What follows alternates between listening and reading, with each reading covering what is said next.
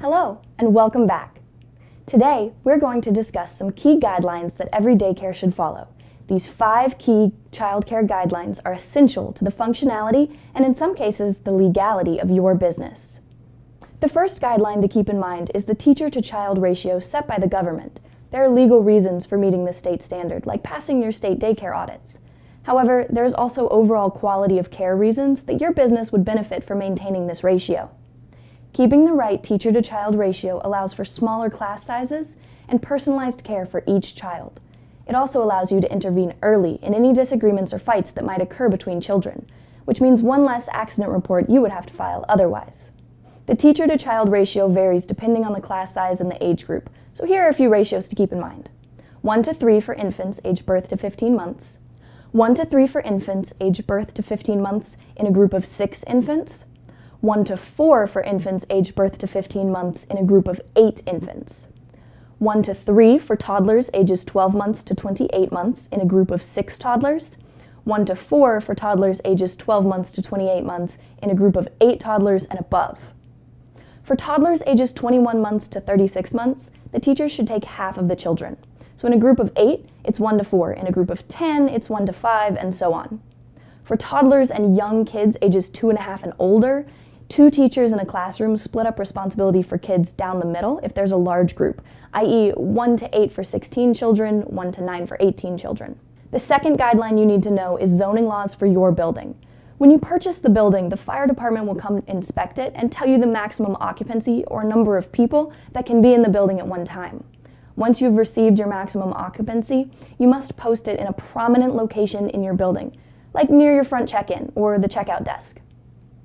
While keeping the maximum occupancy of your daycare building in mind, also keep in mind your ability to match that teacher-to-student ratio. That means keeping tabs on how many children are enrolled at all times and hiring a new childcare worker whenever that ratio is exceeded. Also, it will help to have policies in place that can delay potentially over-enrolling your maximum occupancy, like putting enrollments on a hiatus when you have reached a total number of 10 less people than your maximum set by the zoning laws. Keep in mind that teachers and students are counted equally, so make sure all people are accounted when calculating your daily occupancy. The next guideline we'll be discussing is cleaning and sanitation standards.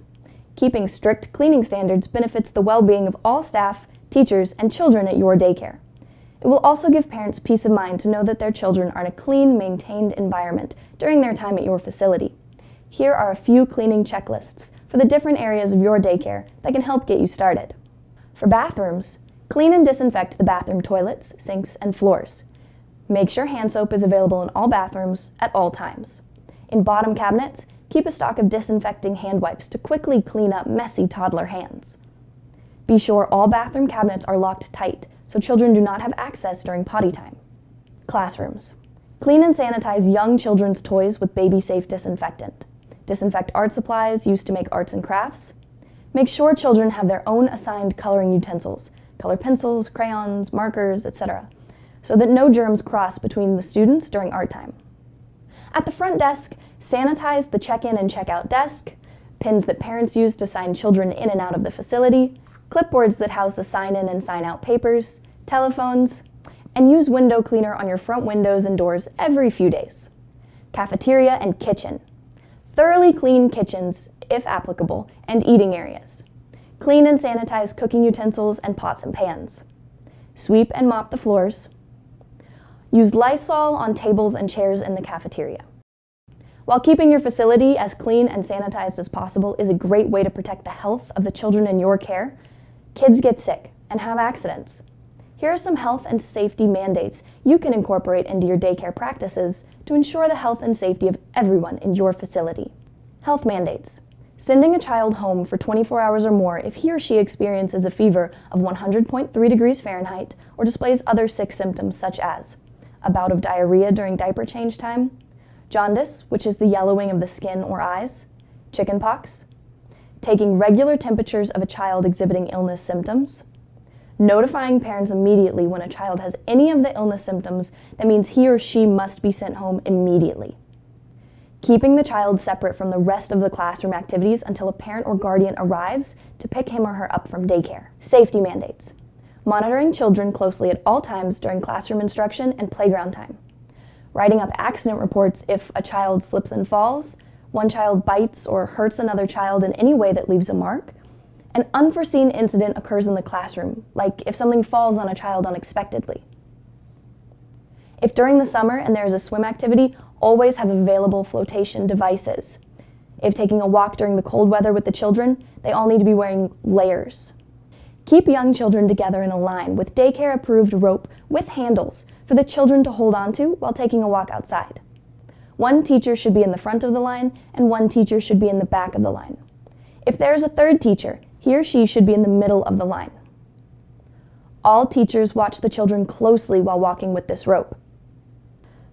The last guideline we'll talk about today is fair tuition plans. Instituting affordable, fair tuition plans not only makes your daycare more accessible to the average family, but also ensures that parents will be able to pay their tuition fees on time. Here are a few ways you can help make sure parents are able to pay their fees on time. Personalized due dates. For example, if Susie Smith started daycare on December 12th, you can make the due date on the 12th of every month. Talk to parents about what day works best for payments. For some parents, it may be important that they can schedule their daycare payments around other big payments or their payday. Give grace periods. Give parents a few days of leeway to pay their tuition bill. Sticking with Susie Smith as an example, if her fees are due on the 12th, give them until the 17th to pay the bill as a grace. Payment plans. If a parent looks like they're about to fall behind a month on their payments, have a conference with them. Ask the parent what can be paid now and come up with a payment plan to pay off the additional balance over the course of the next 2 to 4 weeks to bring the account up to current. Flexible payment methods.